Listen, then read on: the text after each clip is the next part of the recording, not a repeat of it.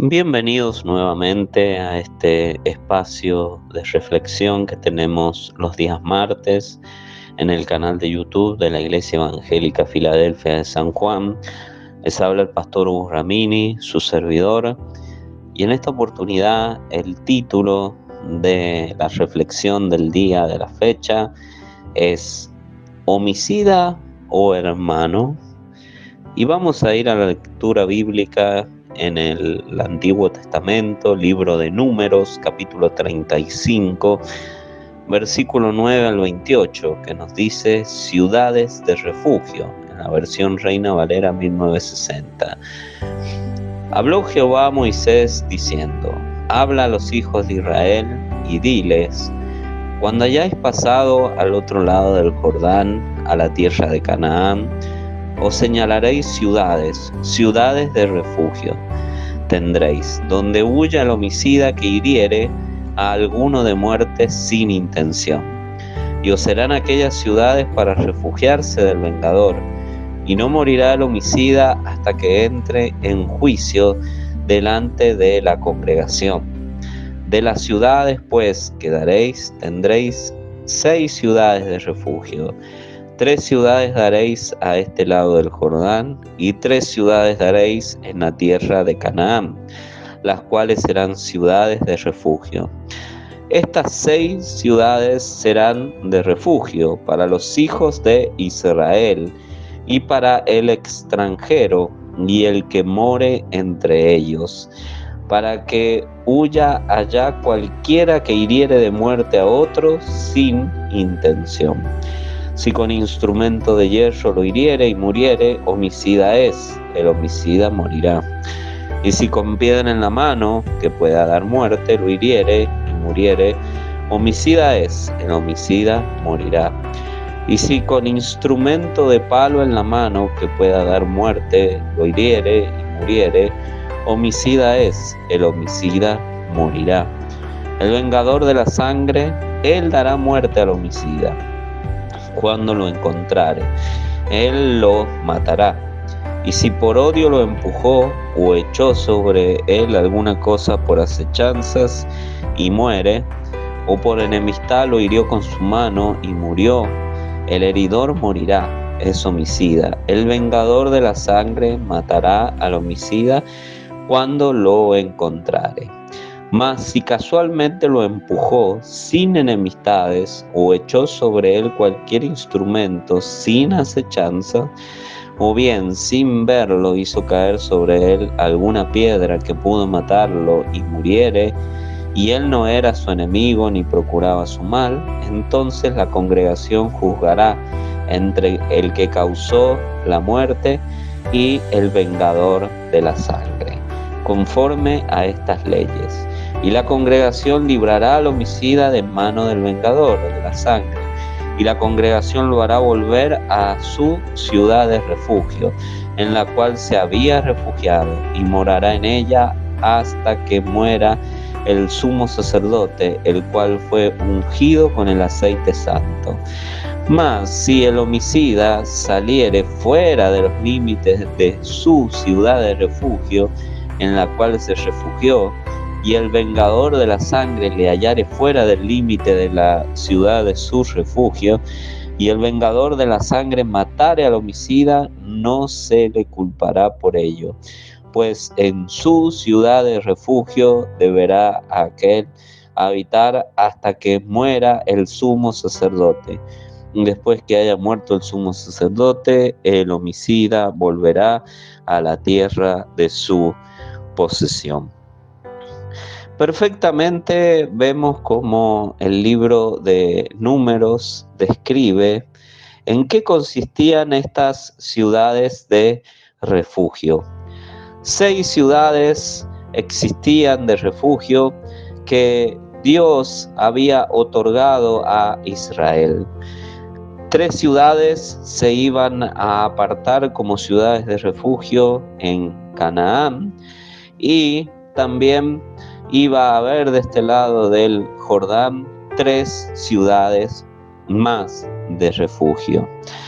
Estas ciudades estaban encargadas de albergar a aquel homicida que hubiese matado sin intención alguna.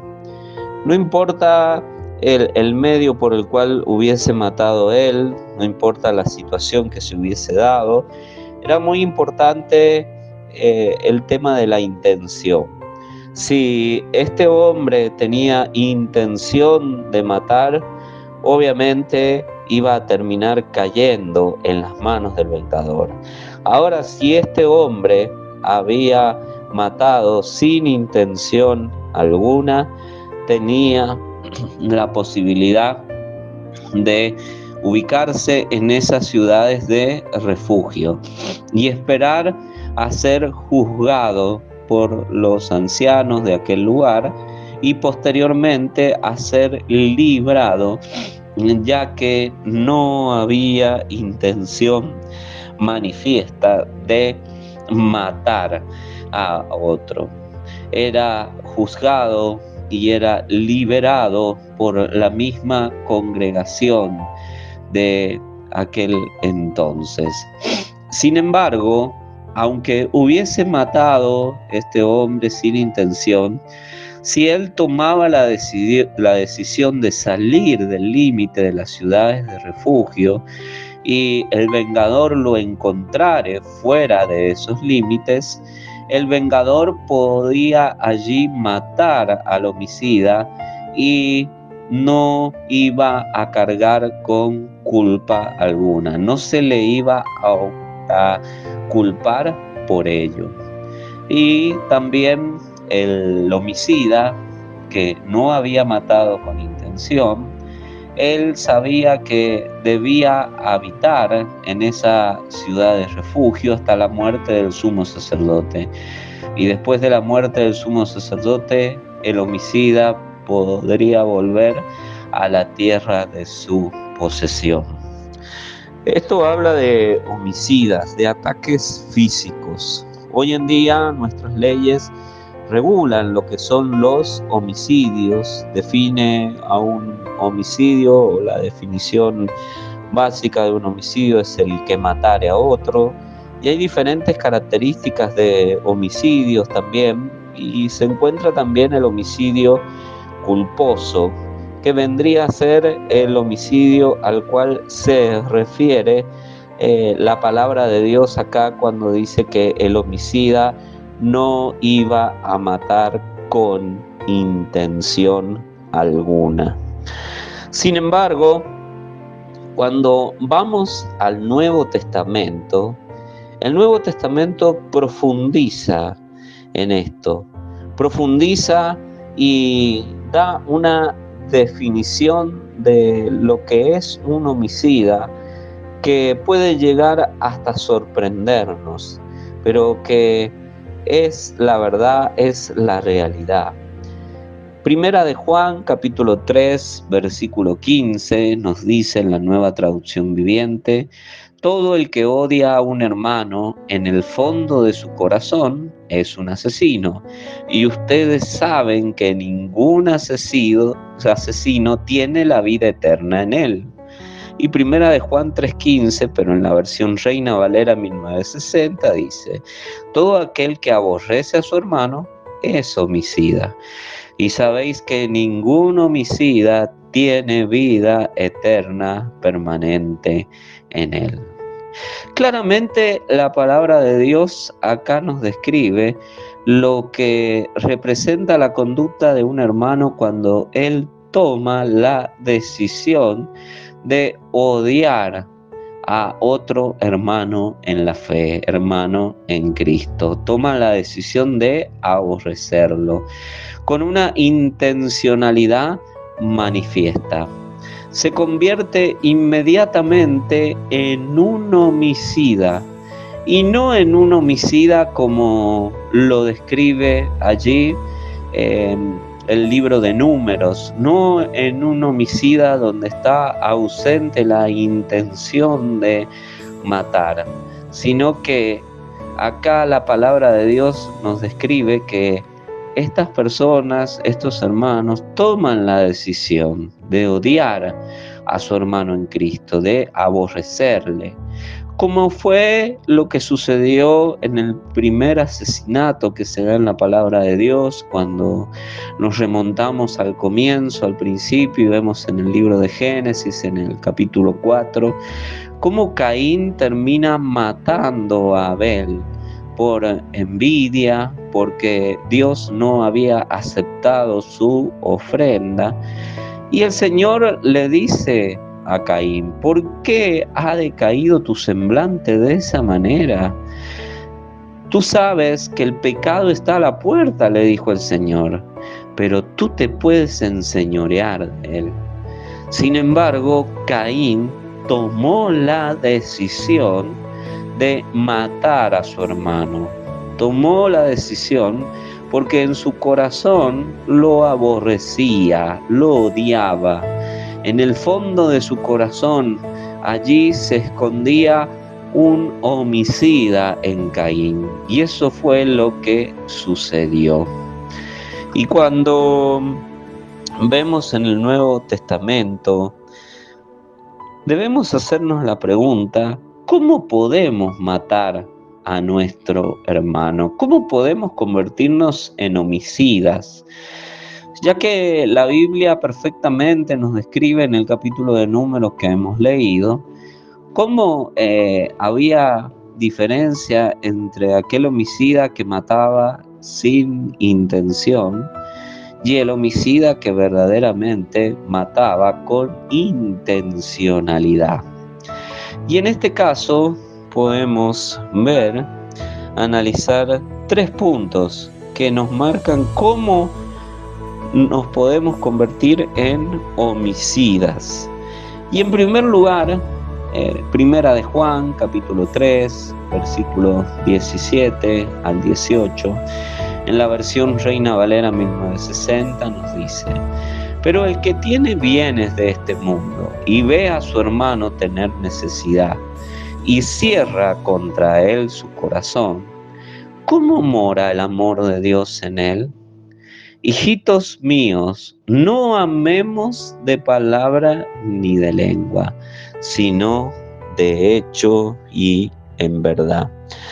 El primer punto nos revela que podemos convertirnos en homicidas de nuestro hermano cuando no nos importa las necesidades de nuestro hermano. La Biblia nos dice claramente de hermanos en Cristo que son bendecidos económicamente, son bendecidos con bienes materiales. Y Dios bendice con un propósito también, con el propósito de ser generoso. La Escritura dice: de gracia recibimos, de gracia damos. Sin embargo, acá vemos que el apóstol Juan nos describe a una persona que tiene bienes del mundo, bienes de este mundo, tiene con qué, nos describe a un hermano que tiene bienes materiales y que ve a su hermano tener necesidad, pero cierra contra él su corazón. Es increíble cómo podemos llegar a cerrar nuestro corazón y no satisfacer las necesidades pudiéndolo hacer. La iglesia primitiva no cerraba su corazón. La iglesia primitiva, esa iglesia primitiva que había sido bendecida por Dios y que tenía bienes materiales, los vendía, y el precio de lo vendido era puesto a los pies de los apóstoles y se repartía según la necesidad. Y dice la Biblia que no había ningún necesitado entre los creyentes. Dios ha capacitado al cuerpo de Cristo, ha bendecido al cuerpo de Cristo de tal manera que el cuerpo de Cristo puede autosustentarse, puede dar a otros, puede dar a sus hermanos en la fe. La Biblia nos habla también, cuando leemos en el Nuevo Testamento, en el Evangelio según San Lucas, en el capítulo 16, a partir del versículo 19, nos habla de dos personas, el rico y el Lázaro.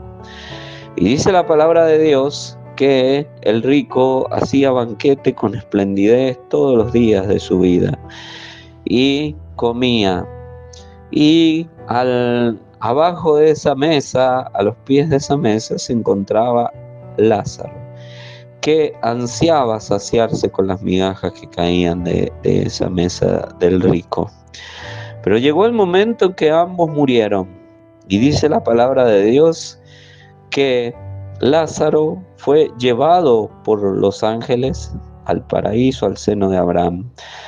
Pero dice que el rico levantó sus ojos después de muerto, levantó su mirada en el Hades y vio a Lázaro consolado allí en el seno de Abraham y a él sufriendo.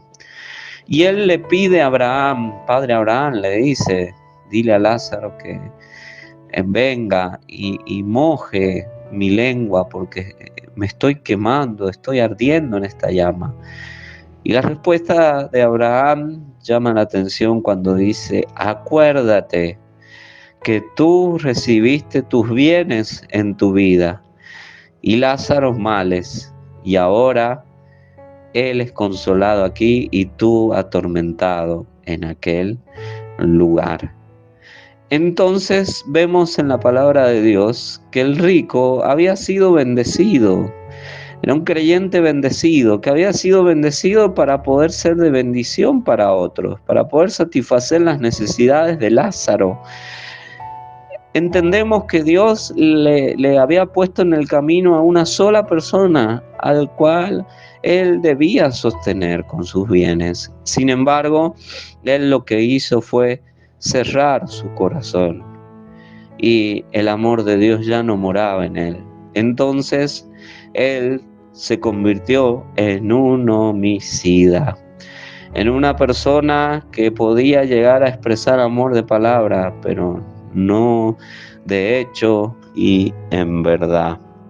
Por lo tanto, no debemos convertirnos en homicida mirando para otro lado cuando hay hermanos en Cristo que tienen sus necesidades y nosotros podemos satisfacer las mismas necesidades. Dios nos da abundantemente, más abundantemente de lo que pedimos y entendemos, dice la palabra de Dios, pero con ese fin, no con un fin egoísta, sino con un fin de poder ser de bendición para otros. Y realmente cuando hay hermanos que son pobres, pero a la vez hay generosidad en su corazón, como debe haber habido allí en el corazón de Lázaro, y hermanos que son como este rico, que ni siquiera miraba a Lázaro, termina habiendo una gran cima entre ellos, una gran distancia entre ellos. Tal vez en esta vida el rico se ve como el mejor, y estoy hablando del creyente que ha sido bendecido materialmente, y el pobre se ve como aquel peor, como el que no ha sido bendecido por Dios, como el que está lleno de demonios.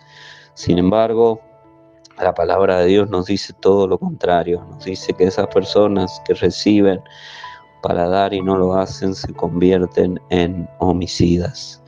En segundo lugar, en Primera de Juan, capítulo 4, versículo 20 al 21, dice la versión Reina Valera 1960, si alguno dice, yo amo a Dios y aborrece a su hermano, es mentiroso, pues el que no ama a su hermano, a quien ha visto, ¿cómo puede amar a Dios a quien no ha visto?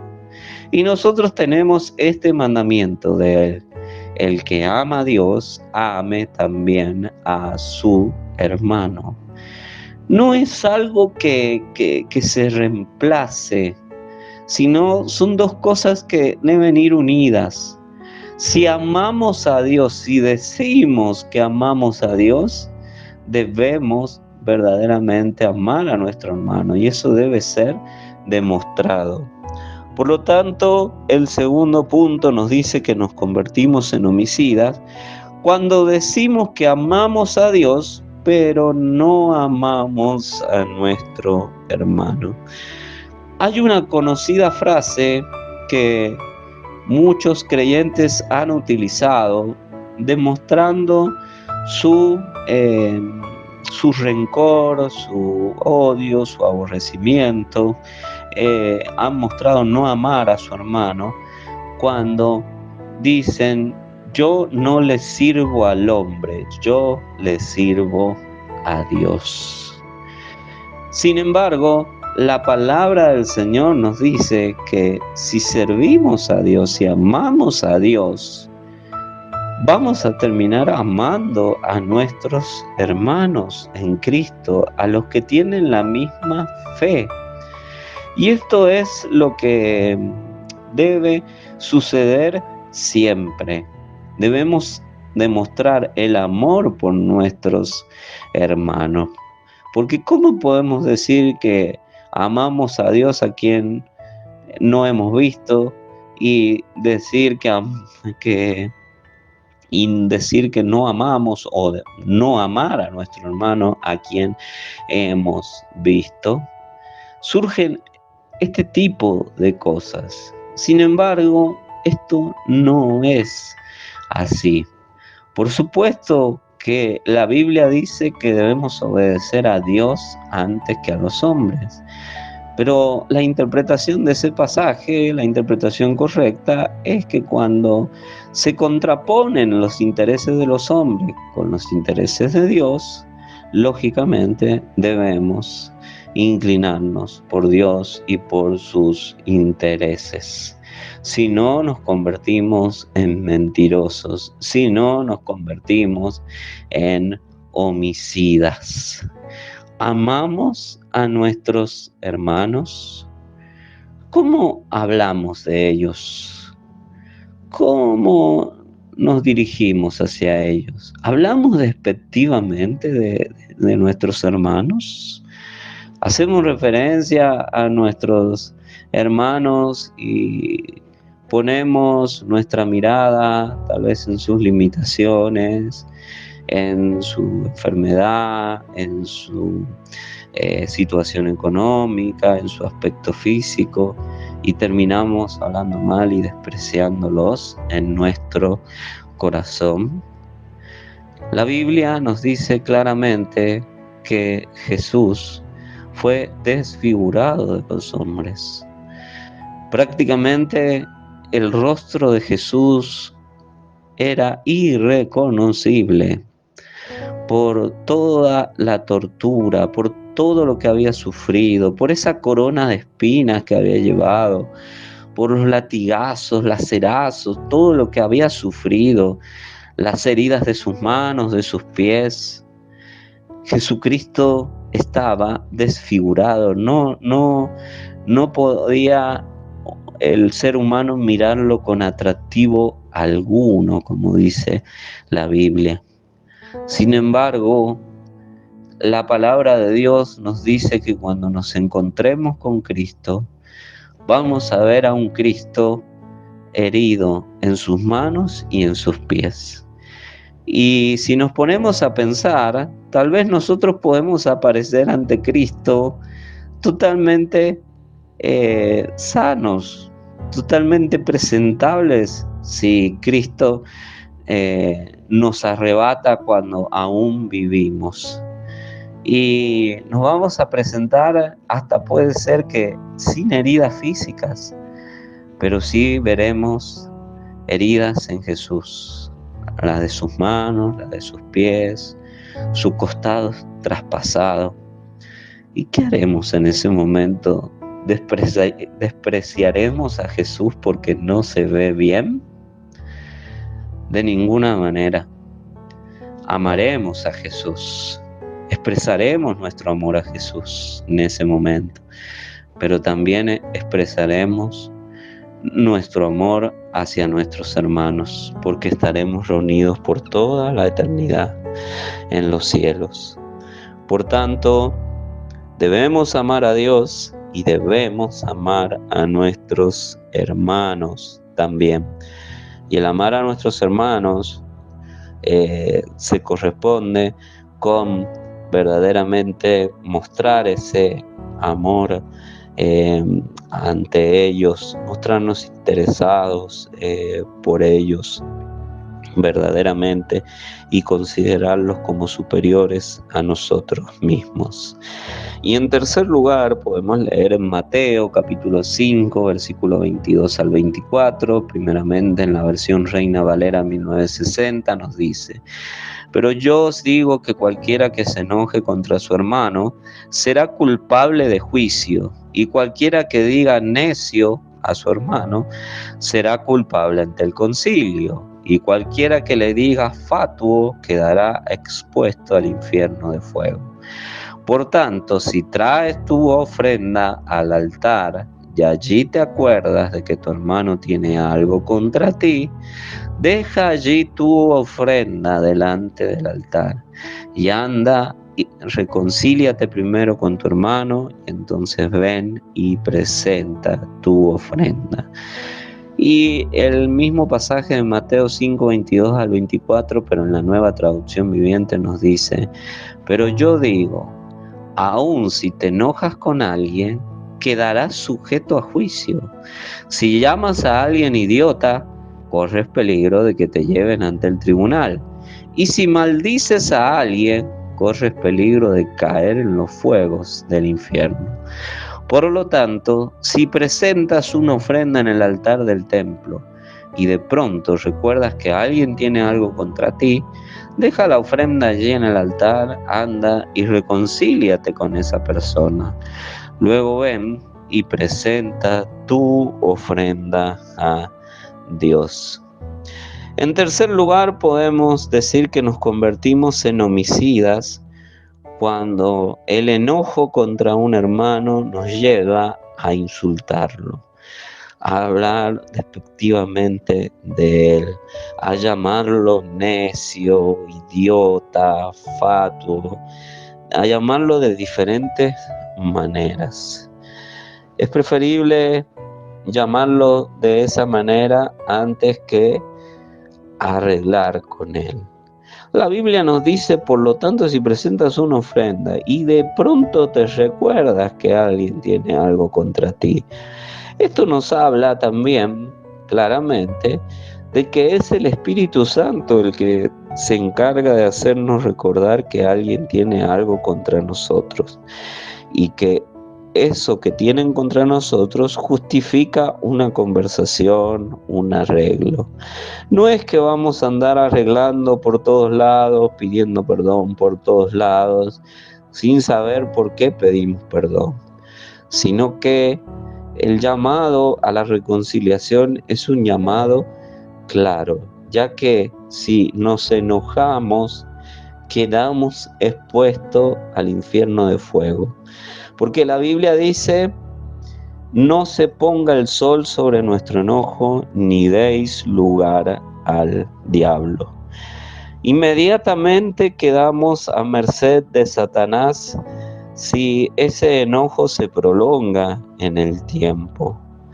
Y corremos peligro de ser juzgados por el juez de todas las cosas, de todas las situaciones, que es el mismo Señor. Y esto está hablando directamente de la vida del creyente. Podemos llegar a ser juzgados por Dios en vida, podemos llegar a ser condenados por Dios en vida. ¿Y cómo podemos llegar a ser condenados por Dios en vida? Si nosotros nos apartamos de Cristo Jesús. El homicida que había herido sin intención alguna debía permanecer en la ciudad de refugio hasta que el sumo sacerdote muriese. Pero si él en ese tiempo violaba los límites de la ciudad de refugio y el vengador lo encontraba, el vengador podía matarlo y no era culpable de eso. No hay condenación para el creyente siempre y cuando el creyente permanezca en Jesucristo. Esté en Cristo. Esté en la vid verdadera. Y se trata de que nosotros tengamos la voluntad de permanecer en Él y que el mismo Jesús también tenga la voluntad de permanecer en nosotros. Ya que nosotros podemos tener voluntad de permanecer en Cristo, pero no actuar correctamente y hacer lo que podía hacer ese homicida, salirnos fuera de los límites de la palabra de Dios, tentar a Dios, decir que como hijos de Dios nada nos va a suceder. Y cuando cruzamos el límite, podemos ser encontrados inmediatamente por el vengador, por Satanás también. Podemos allí ser encontrados por el diablo, pero también podemos ser encontrados por Dios. Porque el mismo Señor dice, mía es la venganza, yo daré el pago. Entonces, nuestro enojo no debe llevarnos a insultar a nuestro hermano en Cristo. Debemos tener en cuenta todas esas cosas si no queremos convertirnos en homicidas espirituales. Y dice la Biblia que ningún homicida tiene vida eterna, permanente en él. La pregunta en este momento es la siguiente: ¿eres homicida o eres un hermano? ¿Te comportas como un homicida de tu hermano o te comportas como verdaderamente un hermano en Cristo? Esa ciudad de refugio es Jesús. Si nos hemos convertido en homicidas y esta palabra ha llegado a nuestro corazón, la hemos entendido y ha tocado nuestro corazón y está provocando un profundo arrepentimiento, debemos ante el Señor arrepentirnos, cambiar nuestra actitud y volver a Él. Volver a refugiarnos en Cristo Jesús. Como el Salmo 91 dice, aquel que habita al abrigo del Altísimo, a la sombra del Omnipotente, esa persona descansará. Debemos estar unidos a Jesús para no ser de esos homicidas que matan al hermano, que destruyen la vida de un hermano en Cristo. Por eso debemos volver a la ciudad de refugio. Todos en algún momento seguramente hemos ofendido con nuestra lengua, con nuestras acciones, con lo que sea. Y en este momento Dios está trayendo una situación clara, una situación específica a nuestra mente. Debemos abandonar ese pecado. Debemos solucionar esa situación y volver a estar en la ciudad de refugio que es Cristo. Y no salirnos de los límites de esa ciudad de refugio, para que no haya ninguna condenación para el que está en Cristo Jesús.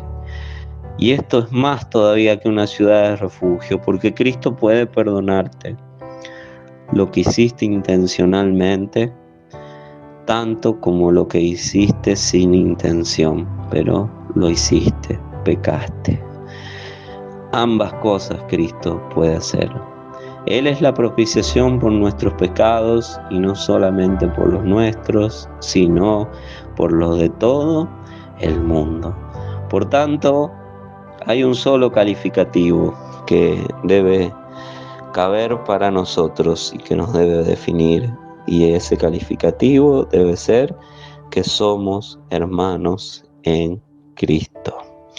Así que espero que esta palabra haya sido de edificación para todos ustedes que nos han estado observando y escuchando por el canal de YouTube de la Iglesia Evangélica Filadelfia de San Juan. Les habló el pastor Hugo Ramírez, su servidor, y nos encontraremos en una próxima oportunidad, el próximo martes, a través de este espacio de reflexión. Que Dios los bendiga a todos.